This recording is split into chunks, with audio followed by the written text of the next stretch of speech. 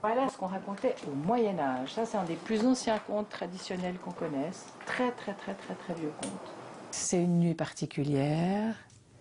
Il y a dans un endroit de chaud et de foin. Depuis 20 ans, Alix Noble-Burnon propose une formation à ceux qui désirent découvrir le monde du conte.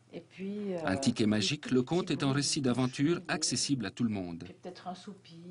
Issu de la tradition populaire, les histoires racontées par les conteurs ne riment pas forcément avec vérité, mais qu'importe, elles appartiennent à la mémoire collective.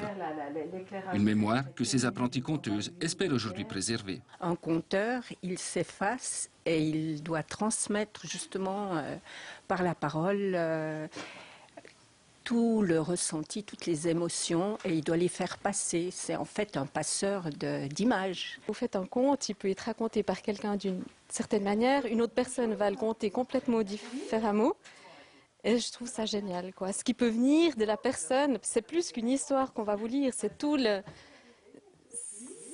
Ouais, la personne va se livrer, va mettre de l'émotion, va habiller l'histoire, et c'est ça que je trouve beau dans le conte, au fait. Mais il y a plein de choses qu'on raconte. Souvent associés aux enfants, les contes s'adressent pourtant à un public bien plus large.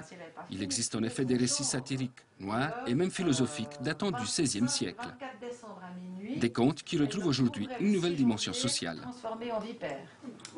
Ou bien ses cheveux seraient des vipères. Donner de l'ampleur, donner de la rêverie, donner du sens, oui. Je crois que c'est donner du sens à notre vie. Au travers d'une tradition orale comme ça qui vient de la nuit des temps, quoi. Puis ils sont restés les deux, enfin les trois.